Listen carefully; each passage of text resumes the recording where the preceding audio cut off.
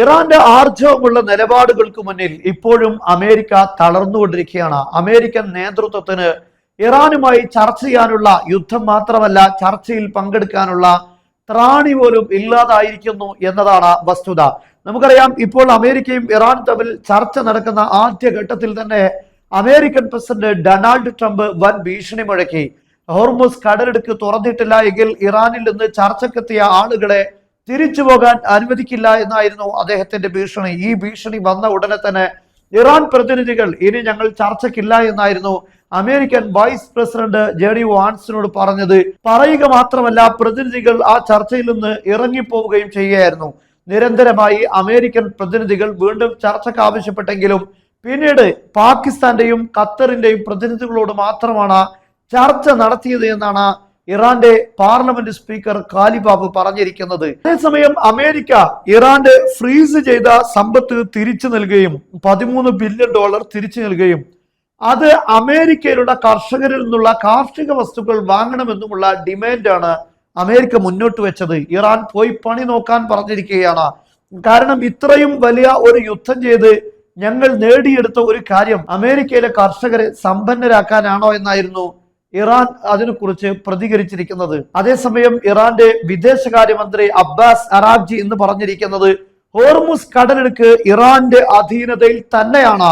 ഇറാനും ഒമാനും ചേർന്ന് അത് നിയന്ത്രിക്കുക തന്നെ ചെയ്യും.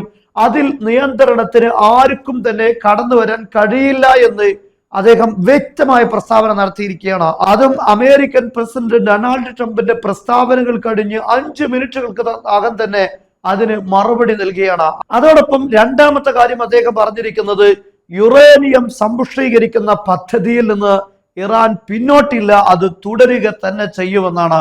എന്തായിരുന്നാലും അമേരിക്ക ഇപ്പോൾ വലിയൊരു ഗർത്തത്തിലാണ് അകപ്പെട്ടിരിക്കുന്നത്. ഈ യുദ്ധത്തിൽ നിന്ന് എങ്ങനെയെങ്കിലും രക്ഷപ്പെടാനുള്ള എല്ലാ വഴികളും അന്വേഷിച്ചുകൊണ്ടിരിക്കുന്ന ട്രംപ് ഇപ്പോൾ ജർമ്മനി നടത്തിയ പ്രസ്താവനയും അമേരിക്കക്ക് തലവേദനയാവുകയാണ്. ഹോർമുസ് കടലിടുക്ക് അടഞ്ഞതിന്റെ പൂർണ്ണ ഉത്തരവാദിത്വം അമേരിക്കക്കുള്ളതാണ്, അത് യൂറോപ്പിനുള്ളതല്ല. കാരണം അമേരിക്കൻ പ്രസിഡന്റ് ഡൊണാൾഡ് ട്രംപ് യൂറോപ്പിനെ കുറ്റപ്പെടുത്തിയിട്ടുണ്ട്.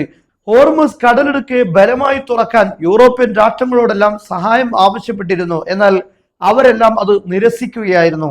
ഇതിനെക്കുറിച്ചാണ് ട്രംപ് പറഞ്ഞത്. എന്നാൽ അതിനുള്ളൊരു മറുപടിയാണ് ജർമ്മനി പറഞ്ഞത്. ഇതിന്റെ പൂർണ്ണ ഉത്തരവാദിത്വം ട്രംപിനും അമേരിക്കക്കും ഉള്ളതാണ്, യൂറോപ്പിനുള്ളതല്ല.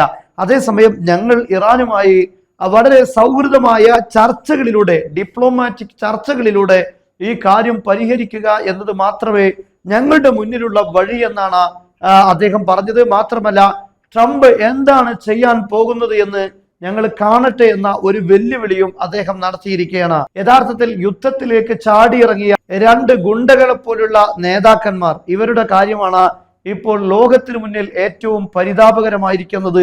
ഇറാൻ ഇവരെ യുദ്ധത്തിലും ചർച്ചകളിലുമൊക്കെ കുരങ്ങ് കളിപ്പിക്കുന്നതാണ് ഇപ്പോൾ കണ്ടുകൊണ്ടിരിക്കുന്നത്. എന്തായാലും അക്രമികൾക്ക് ലോകത്ത് ഒരു സമയത്ത് വലിയൊരു പാഠം ലഭിക്കുമെന്നതിൽ സംശയമില്ല.